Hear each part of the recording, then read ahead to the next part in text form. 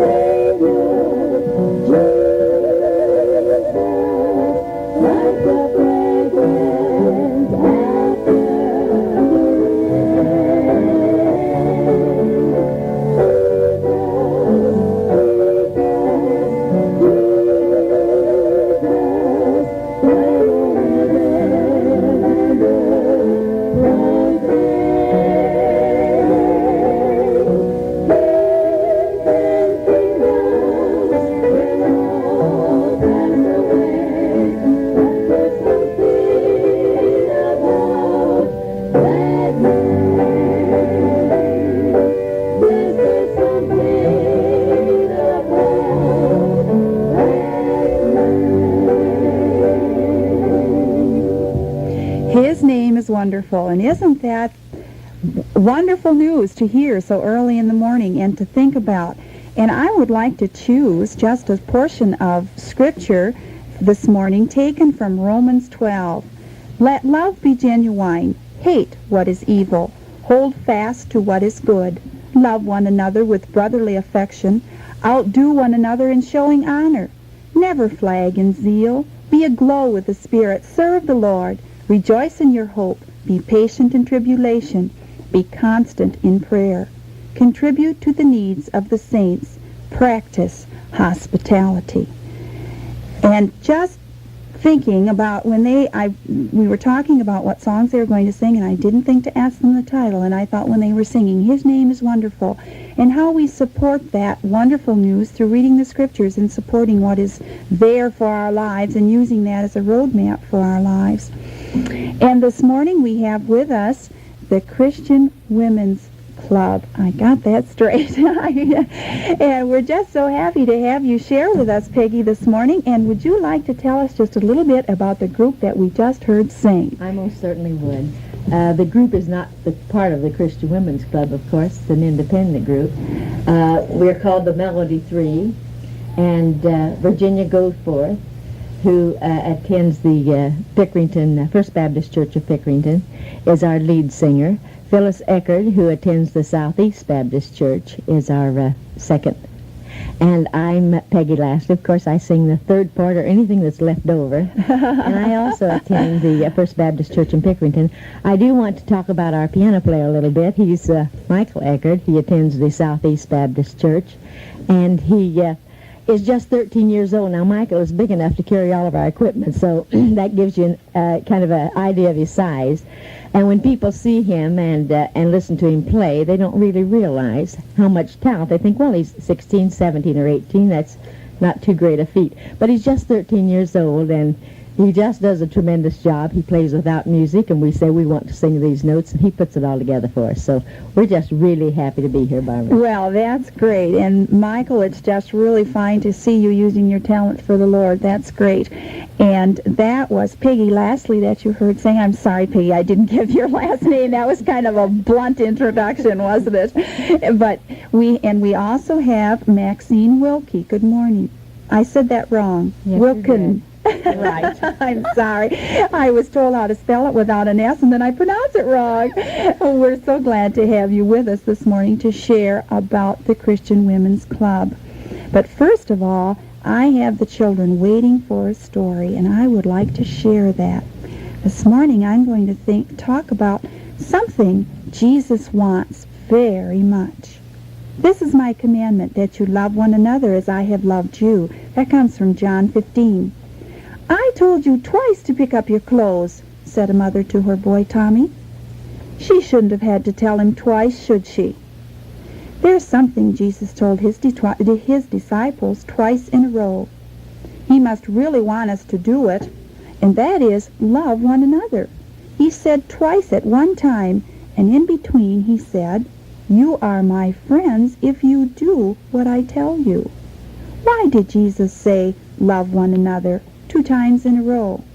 Perhaps because every once in a while, Peter was angry with Philip, and Nathaniel quarreled with Thomas, and the others often were jealous. They needed to be told twice. Boys and girls often quarrel in their home or at school. They get angry very easily. They say bad words to each other, and sometimes even hit and pull hair and do other mean things. Do you know what Jesus wants them to do? He said, this is my commandment, that you love one another as I have loved you. How much did he love us? So much that he died for us on a cross. That much we are to love one another. That's quite a lot, isn't it? Would you be willing to die for someone else? Jesus died for all people. He died to save them from their sins, and he wants us to love the way he loved us. And every time I think about telling little children that story, I think we're really laying on them something awfully heavy. But when we can share with them the wonderful love of Jesus Christ, and as they become associated in their lives with Jesus Christ, it becomes very, very easy for them, because Jesus is love, and if we have him in our hearts, we will have love. Okay, Peggy, let's talk a little bit about what is Christian Women's Club. All right, it started out because of the love of Jesus Christ. In 1938, a lady by the name of Helen Duff Baugh saw the need for her co-workers to know more about Christ. And so the Christian Business and Professional Women's Club was formed so that people could go after work, have a very nice dinner, and then good music, and then later in the evening someone come to tell about how each of us need to have a personal, vital relationship with Jesus Christ. Mm-hmm. And it gave them an excellent opportunity to invite someone out for dinner, and to enjoy a good meal, to enjoy the good music, and also to plant the seed of Jesus Christ. Oh, and there's such wonderful fellowship shared around the dinner table. That is such a beautiful place to start. Okay, you said now professional, business and professional women. Yes, that is for ladies who are career women. Our career women. And but in 1949, the homemaker said, "Now, how about us? We We'd can't like get to left do out. this too. Just because I quit my job, do I have to quit attending the council meetings?" And so they formed. They called Miss Mary Clark from the East Coast to come, and she's the national chairwoman now of the Christian Women's Clubs, and that's for ladies who are ladies of leisure, homemakers. Oh. And they meet during the day, of course. Mm-hmm. And their format is much the same. We're unique in the fact that we have no membership and no dues. The minute that you walk through the door, you're just as much a part of us as anyone there. I see. Uh-huh. We have a goal, of course. Our goal and our desire is that every woman have the opportunity to hear how Jesus Christ can come into their lives and change their lives. And so then the fellowship is shared around the dinner table, and you enjoy some wonderful music, and then you have some kind of a speaker or some kind of a person to come and share the good news. We also have a special feature, which is oftentimes the attraction. Uh-huh. We call it our, what do they call it? The sacred bait, I believe they call it. Ah, that's good. But you know, as well as I know, that you have neighbors, friends, and oftentimes relatives who are turned off by church. Mm-hmm. And if you do succeed in getting them to church, the minute they walk in and hear the first organ chord, they've thrown up a defensive. They're not going to like anything that's going on. Uh-huh. But if you call a friend and I call you on the phone and I say, Barb, this is your neighbor Peg. How about going to the country club with me Monday for a fantastic style show? Uh-huh. We're going to have, the food is great. And we're going to have a style show with all the latest fashions and super music. The last time we had a young boy that, we're going to see him in Carnegie Hall one of these days, without a doubt. Just a fantastic young man. And then we'll have a speaker later on. And I'd just like so much for you to go. Uh-huh. It's lots easier for them to say yes. Yes, it would be. And it would be something that you would be really excited about sharing Yes. with them, because Yes. you've probably had experience before. Now, we've talked about the Christian Business and Professional Women, which is the evening session, Yes. and then the Christian Women's Club, and you used the word leisure. And I'd like to plug into that just a minute. If we can look at the humdrum of household chores and raising children as being a leisure thing, I think the positive will come out of that, and we would just be really happy people and happy mothers and happy housewives, rather than always thinking, oh, got all this work to do and there's baskets of laundry that need to be done. But it's a way of glorifying the Lord if we really want to think about it in a positive way. So that was a good input. I appreciated that. Now, we'll go to the Christian Women's Club, and you have noon luncheons. Now, is this organization, the Christian Women's Club, operated separately from the Christian Business and Professional Women? All of it comes under the Stonecroft Ministries. I Everything see. that we do, and they're located in Kansas City, Missouri. And the reason they chose the name Stonecroft is because the property that they purchased, one post had stone and the other had croft, and so they thought they would capitalize on the that was already there. But everything that is affiliated with Christian Women's Club or the Business and Professional Club or the couples clubs or our rural or village missionaries, all of it is incorporated under Stonecroft. Under Stonecroft, but but the local organizations operate independently. Now, is this a national organization? It's an international organization. International. Yes. Oh, what are some of the countries that you we have Japan, Hawaii, Alaska. Of course, they're part of us now. France. We're working on Australia, Canada. So we're becoming really world known. Uh-huh. And it's just an exciting way to spend a day. Oh, I can imagine. Now, it's set up in such a free manner that if you are traveling abroad and you saw a sign, Christian Women's Club, you would be free to just say, hey, I would like to come. And if you walk in, you'll think you live there. The people are just so warm and friendly and really do care about people. Oh, that's great to have a fellowship shared in such an informal manner.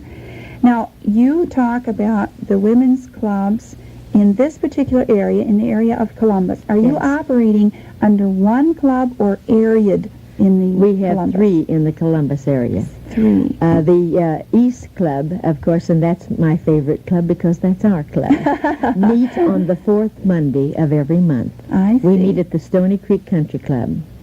Our luncheon is from 12:15 to 2:30. Nursery is provided. And, did you look at our program for this month? Let me just give you a little insight of what's coming up this week from this Monday. Okay. Our special feature will be Dream Dolls. A lady by the name of Mrs. Wills from Whitehall, Ohio, makes the cutest, most fantastic dolls, and I have not seen them firsthand, but ladies in our club have, and they say they're just fantastic. Oh, Oh. And she dresses them in any era or in anything that you might like to be promoting. Oh. So we're looking forward to that.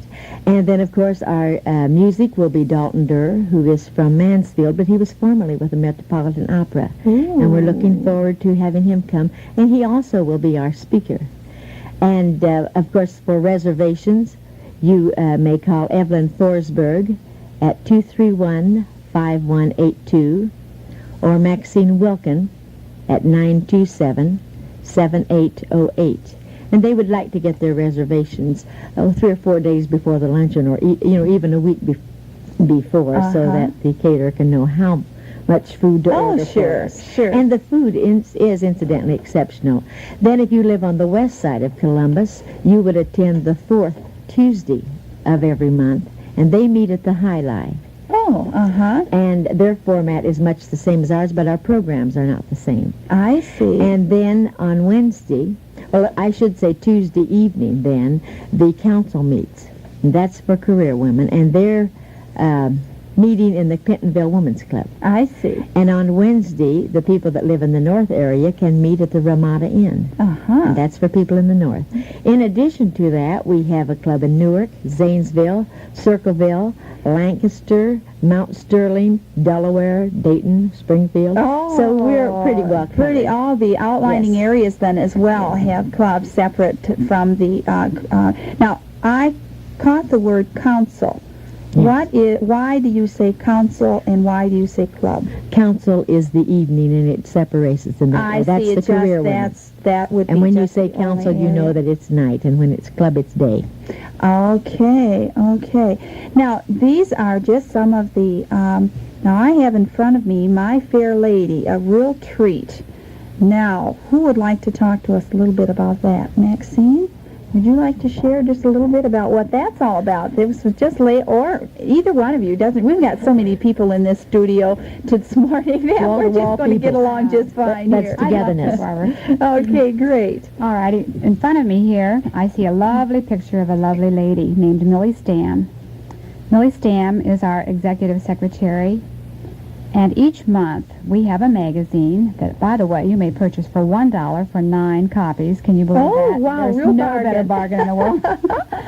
But anyway, she is the one who writes our meditation that we use, because we would have our meeting one Monday, and then next Monday we would have what we call a prayer coffee, and we would use the meditation that Millie would have written. But she will be here with us, and we're calling these 2 days May 15th and May 16th at Howard Johnson's North. My Fair Lady and Millie Stam will be with us. And we'll have music, fun, inspiration, sharing, good food, and so on. And this is just a special treat for us, just in this area. Just for you in And this probably area. about 23 or 25 clubs in this area, including these Lancaster and Marion clubs, will be with us. I'm sorry. I think I jumped the gun here just a little bit. I didn't realize that this was this is an overnight retreat kind of a thing, isn't it? That's right. And oh wow, the format really lays out an interesting. It starts at 10 in the morning. 10 in the morning on Thursday, May the 15th, with registration. Then we'll have a brunch. Millie will be speaking then, and we'll be in separate groups, sharing groups. And then at 1:30, Millie will be talking on learning to communicate with God. And I might say this, I have attended these in other cities. I remember once in Cleveland, 2 days with Millie Stam, that I'll never forget. She's really an outstanding woman of God. Oh, that's great. Just to share these thoughts with other Christian women is always such a lift. It really is, and there's just every church there, and every denomination, each person who loves God will be there sharing And together. so just have a sharing time. Very So good. that would be Thursday, May 15, and all day, and then you spend the evening at Howard Johnson's, and then Friday you conclude at 3 o'clock. This is right, So that would be, you just missed the children on Thursday evening, and you'd probably be home with them again by This the is time right. they came This is home right. on school on This Friday. is right. Oh, that's And we would great. love to encourage just anyone who would like to come, call one of these numbers that we have already given you, and, to make your reservations. Now, is there any possibility that they could pitch part of the Yes, program. definitely, We definitely, can, yes. But really, the only reason we need reservations is for the meal, if you wanted to be there at the lunchtime or at the brunch. But you're welcome. We'd be just happy to have anybody come at any time. Come in at any and out. time to Right. hear the speaker, Mhm. because if you, she does look like a very delightful woman. Even her Mhm. picture shows her love for the Lord, I think. And that is just to share someone that is in music and fun and inspiration, food and sharing, and all of that put together, I think we'd have a pretty full situation. Right, you can't beat that, You can can't you? beat that. Well, we were talking and thinking about music, and as we've been sharing and doing some laughing and just having a fellowship here this morning, we're going to hear some more from our trio.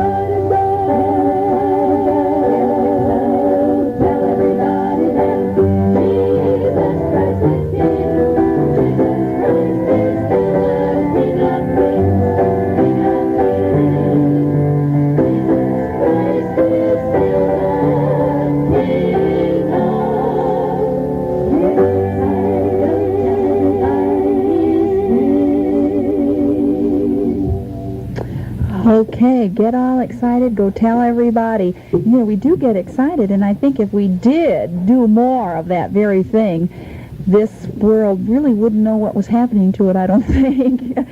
A little earlier, Peggy mentioned something about village and rural missions, and I believe you were going to share just... Now, is village and rural missions, does this fall under some sort of a service kind of a thing? I wondered if the clubs offered any kind of service at all. And does this fall under that category? This is right. That's exactly what it is. Shortly after the council was established, they were challenged to take on a project.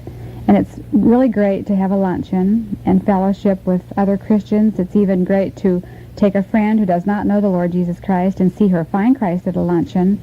But it seemed that it should reach out beyond that. So this is what our project is. And this year, in our particular club, it's been my privilege to be called the project advisor, which meant that I got up each month and told the ladies what the project was about. And this is it. We send trained Christian leadership into rural America. We never go unless we're asked. But we cannot get enough missionary couples trained to send. This is hard to believe. But this is sort of the way it works. Perhaps there's a little village up in the mountains somewhere, Colorado. They have a little church, but they have no pastor. They don't have anyone to bury you if you die, marry you if you'd like to get married, no one to counsel you, with you. They would send us a note to Stonecroft, please send someone, and this is what we do. It's completely non-denominational.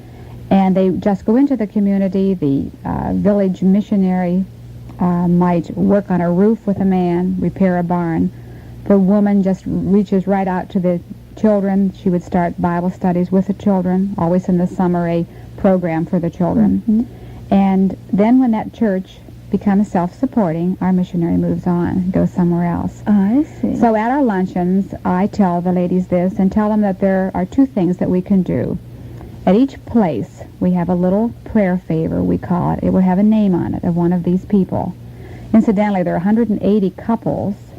There are women who work in the cities in the same capacity, and altogether we have about 500 people that we support. Now, is this a united Couple for the next month. Uh-huh. The other thing that we can do is to pass what we call our loving cup. And we have a little cup and saucer that we pass, and the ladies may give whatever they want just out of the goodness of their heart. And this goes totally then to support these village missions. I see. So this, I think, is a tremendous thing. We're all from different churches, but this is one thing where we can all work together. Right. And I think it's really just a tremendous Now, project. you mentioned something about trained missionaries. Yes, they're all trained. Now, do you provide this training, or are they to go to seminary or colleges? It or just what? comes in all kinds of ways. Just as the Lord is so unique and works in each person's life, it might be, I have seen women who have been in our club and just feel that the Lord really wants them to go to Stonecroft, or couples like this. And we have some that are second generation.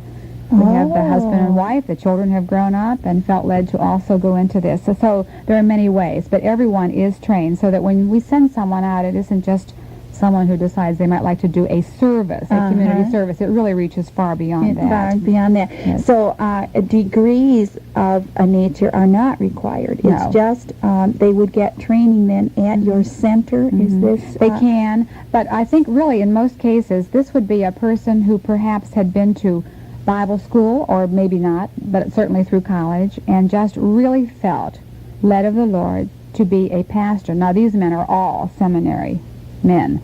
Oh, Yes. the pastors are Yes, seminary yes, people yes, that do yes. this. So they definitely stand in the role of pastor. I see, Yes. I see. Because a lot of times, when you mentioned that they would be working and probably training them in domestic fields as well in some rural areas, there's a lot to be offered in that Pacific area. I think too. maybe I misled you. I just meant to say that they would just reach into the neighborhood, and I learning see. to know the I people see. would I reach out. see. This is what I'm Uh-huh. saying. Not at all that they would be training that anyone they in would that area. be in No. working in that No. area. Well, so this is something that the clubs around the national clubs then pool their monies Right, and this is it. and support the people This for is it. that. Mhm. So you do then have a service directed Right, this is right. idea. Okay. Are there you mentioned this one, which is a huge one, I realize, because you're operating international. But do you have anything on any local level No. that you do of any service? No, this is it. We feel that we are just a conglomeration of every kind of person, This is what we do, and I think that if that's, Peggy might have a little special thing she'd like to do, and I know I would, and I'm sure you would. Yeah. So this is the one project that we support. Well, you're probably better off rather than sometimes we spread ourselves too thin, I think and then so. sometimes you aren't effective in that Right. way, because a rural mission is just a fantastic experience. I know my husband just 3 weeks ago took some young singles to Kentucky, and our particular denomination has a school there in the Annville area, and this is really in the hill country of Kentucky, and the rural ministries there are just they offer something so special. My husband came home and he says, I've never met such fantastic people. Their houses were open to everyone. There was no barriers of any kind, even though they didn't know who they were. And I would like to stress again that we do not go unless we are invited, which of and- course makes a very good feeling from the very beginning. Oh, This would be a yes. group of people who really want some spiritual leadership. And they would say, here comes someone. We I can't think wait that's till they great. get And you there." see, we would support them, the couple that would be coming into the village. Sure. And they don't even have to really feel that they have to support the pastor. But when and if they are a self-supporting church, then our missionary would probably move on. Wait, $200 a year? No, a month. All right, okay. Of course, if you have Was children, they'll that- add on a little extra Yeah, there, oh. but I'm thinking of a couple. That even in itself, when you take $200, that's $50 a week. I would like to see how many people go and live But on they it. do it, and I'm sure the Lord provides Oh, for them. the and same as- many Yes, right. other ways that Right. sort of take care of that. Right. That sort of Now, is there anything that we've left out that you would like to really make an extra plug for right now before we go on to Yes. something else? Naturally, All right, of course. Peggy, good. We talked about service area. Yes. This isn't really a service area, and yet it's the love of the Lord that spills out to the outer boundaries of the club. Let's say, for example, that a woman who did not know Christ came to club and did invite Christ into her heart. Mm-hmm. Where would she go? For spiritual food, additional training. Uh-huh. We offer prayer copies. That is printed on our invitation that everyone is interested in, is invited to. I see. Also, we have friendship Bible coffees. And the literature that we use is non-denominational literature. And we have the books for their study, and we have a guidebook. Now, we don't act as teachers, we act as guides. I see. And right at the present time, I have one in Shevington Woods South. Mm-hmm. And we meet, and just the ladies of the neighborhood or from the Pickerington area come, and right now we're studying Colossians. I see. And we not only learn about how God would have us to live our lives and to grow spiritually, we share mutual problems, things of how would you do this if this were your child or if this were your teacher or what have you. So we do that, and the Friendship Bible Coffees are there's some in the north end of town.